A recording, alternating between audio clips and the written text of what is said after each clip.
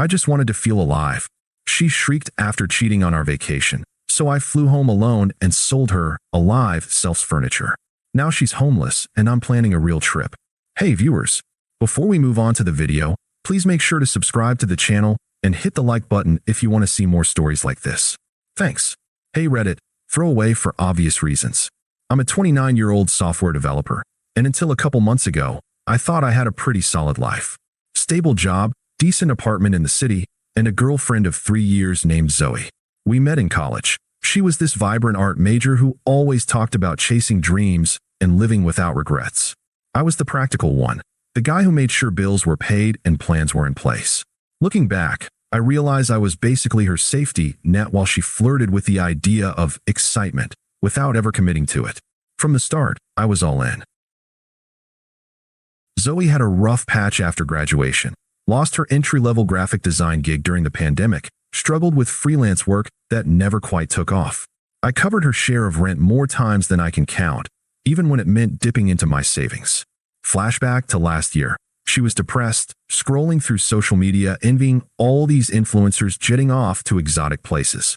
I surprised her with a weekend getaway to a nearby beach town, just the two of us. She lit up, called me her rock. We talked about the future, maybe getting engaged someday, building a life where she could pursue her art without worrying about money. I believed it. Hell, I sacrificed my own hobbies for it. I used to hike every weekend, but those turned into gallery visits or helping her with portfolio shoots. I didn't mind. Loyalty meant showing up, right? But there were cracks. Over the past year, Zoe started pulling away emotionally.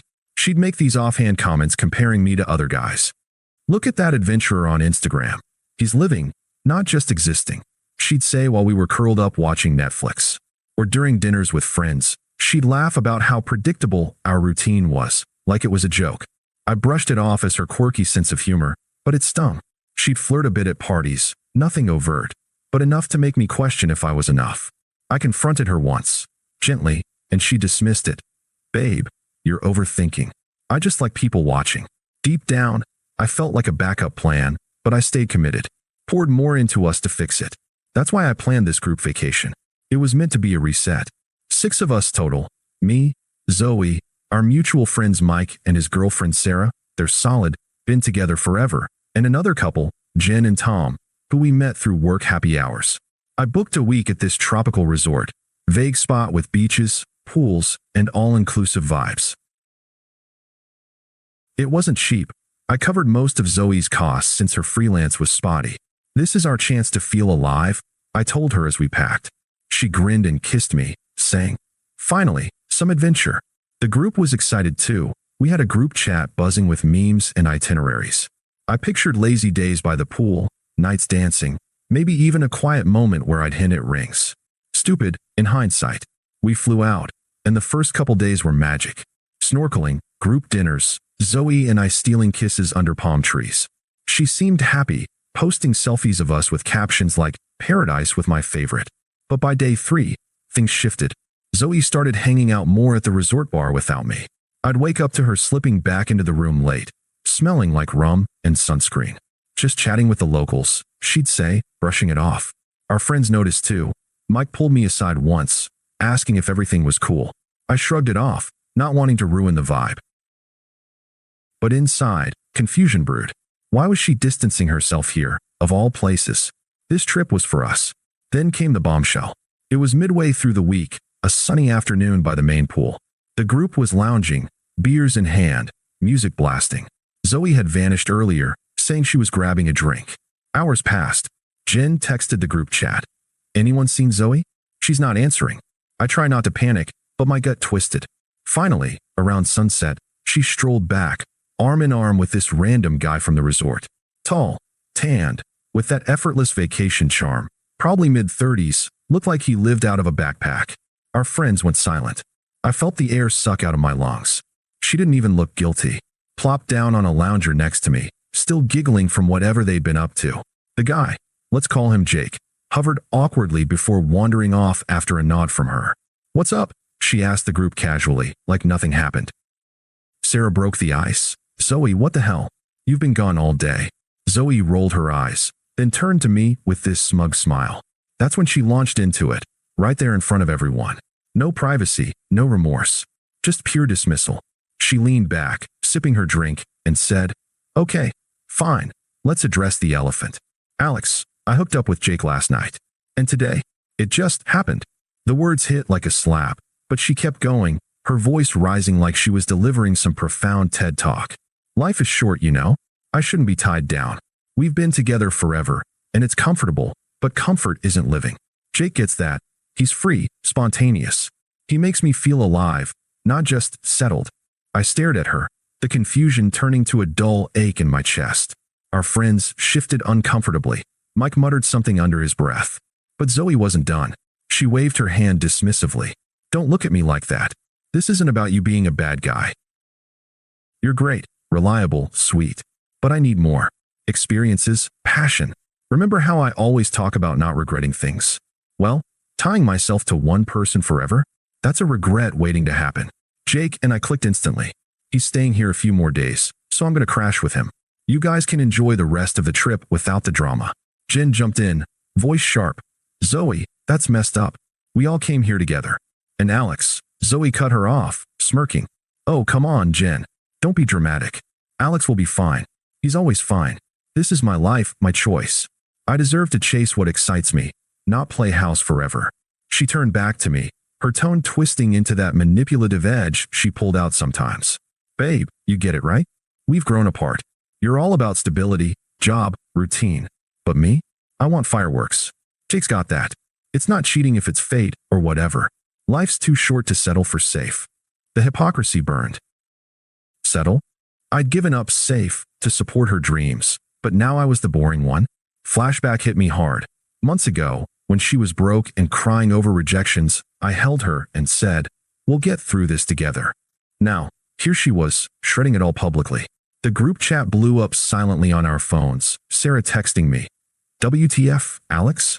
But Zoe just kept justifying, her logic looping like a bad script. "Think about it. If I stayed, I'd resent you eventually. This way we both win.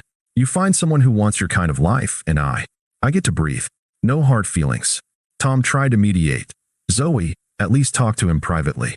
This is humiliating." She laughed, actually laughed. "Humiliating? Please. Alex isn't the dramatic type. He'll understand. Right, Alex? Say something." I sat there, the unfairness sinking in like quicksand. Part of me wanted to yell, to demand why after everything I'd sacrificed. But I didn't. I looked her in the eye, voice steady despite the storm inside. "If that's what you want, then go. No begging, no outburst. Just detachment." She blinked, like she expected a fight, but I stood up, grabbed my towel, and walked back to the room. The silence behind me was deafening. That night, she didn't come back. Texts from friends poured in, outrage, support. "Mike, dude, she's out of line. We're here for you." But Zoe? Nothing. She posted a story from Jake's room, some vague quote about seizing the moment. I lay awake, the betrayal replaying. How could she discard me like that, after I'd been her anchor? The confusion gnawed. Was I really that forgettable? But as the hours ticked, a quiet resolve settled. This wasn't my mess to fix. I booked a solo flight home the next morning, left a note for the group, heading back early. Enjoy the sun. No drama, just distance. On the plane, the emotional weight hit full force. I scrolled through old photos. Us laughing at holidays, me surprising her with art supplies. All that loyalty, flushed away for a fling.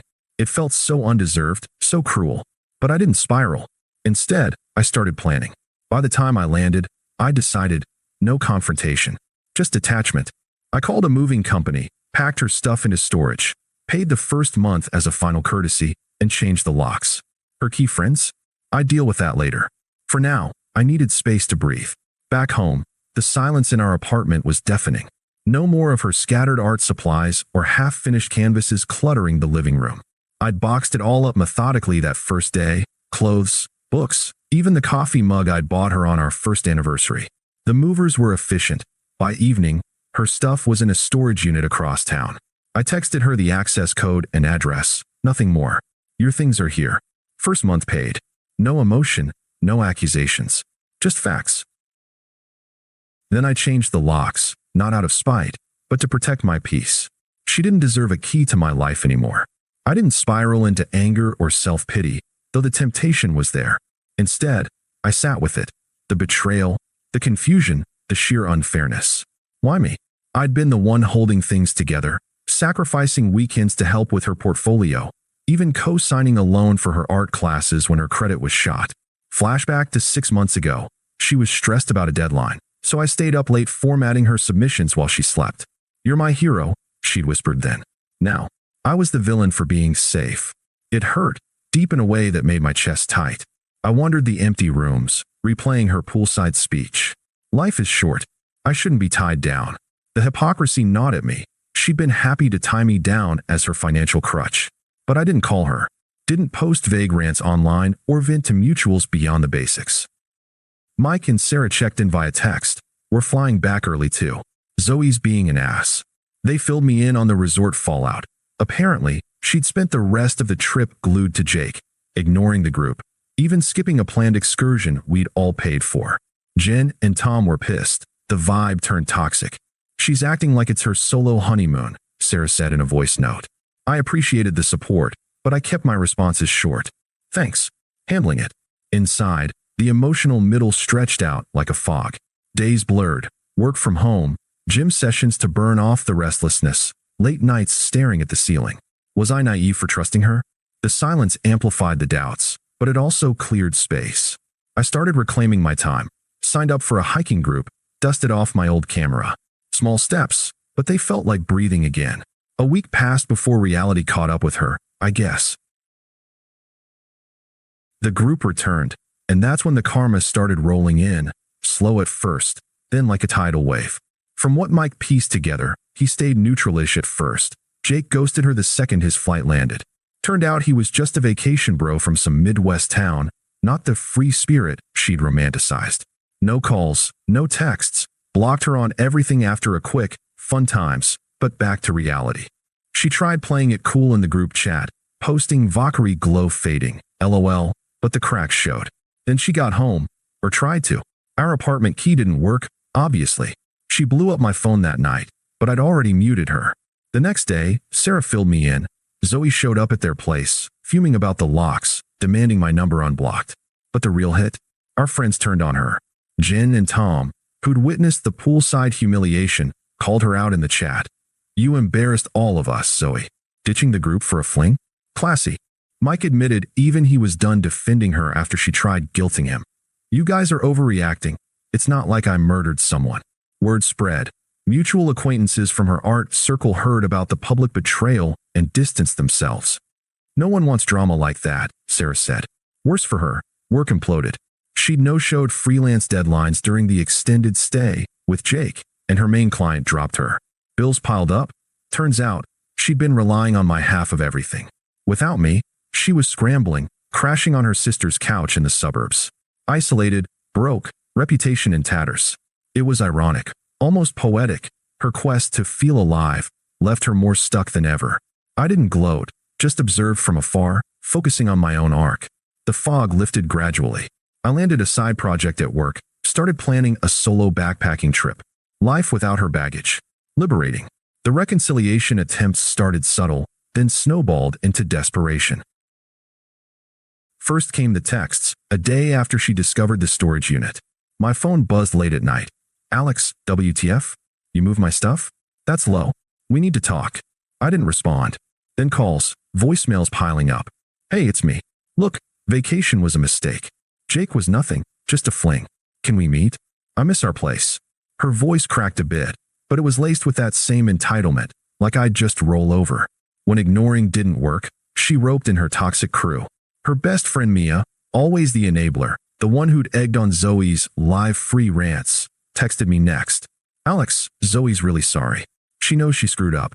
Give her a chance to explain. You two were good together." I replied curtly, not interested. Mia doubled down in a call the next evening. I picked up, figuring it'd shut her up. "Alex, come on," Mia started, her tone dripping with fake concern. "Zoe's crashing at her sister's. It's a mess.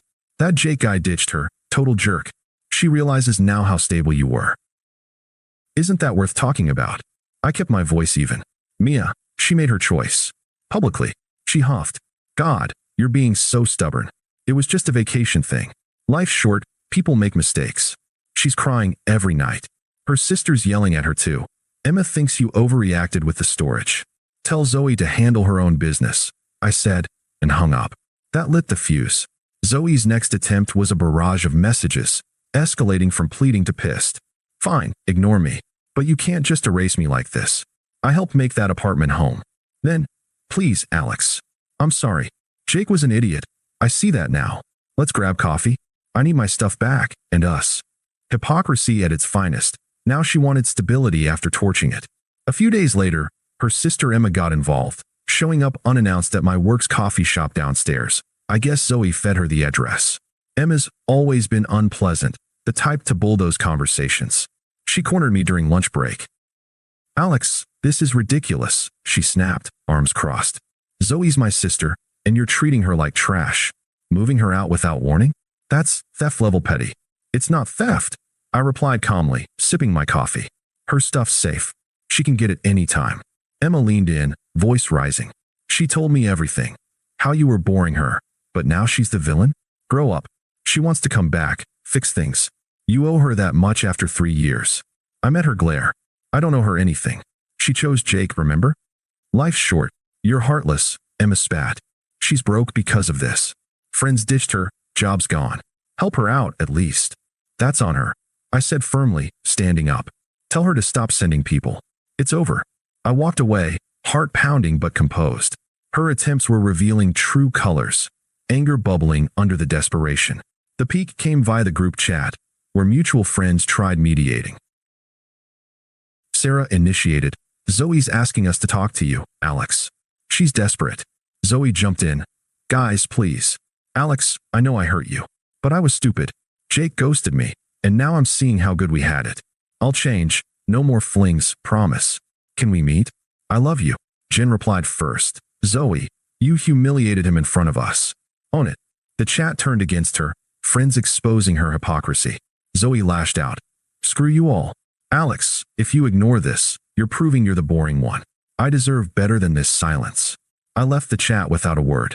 Her desperation had flipped to rage, just as predicted. It confirmed everything. I was done. The final nail came 2 weeks later. I'd just wrapped a productive day, nailed that side project, booked my solo trip to the mountains. Felt evolved, emotionally free. No more vulnerability, just clarity. That's when the pounding started at my door, late evening. Alex, open up. I know you're in there. Zoe. I sighed, peering through the peephole. She looked wrecked, disheveled hair, red eyes, clutching a duffel bag like a lifeline. Neighbors might hear, better handle it quick. I opened the door a crack, chain on, looking at her with pure disgust. No pity, no softening. What the hell, Alex? She shrieked, voice cracking. You ruined my life. Storage? Locks. I came back from vacation to nothing. Jake ditched me. Friends hate me. I'm crashing on couches. Homeless, basically. How could you do this after everything? I stared her down, voice blunt and cold. You did that yourself on vacation. Now get off my property before I call the police. Her face twisted, shock, then fury. That's it. No sorry. No talk. I said I'm sorry. It was a mistake. Life's short. I got carried away. But you're acting like I don't matter.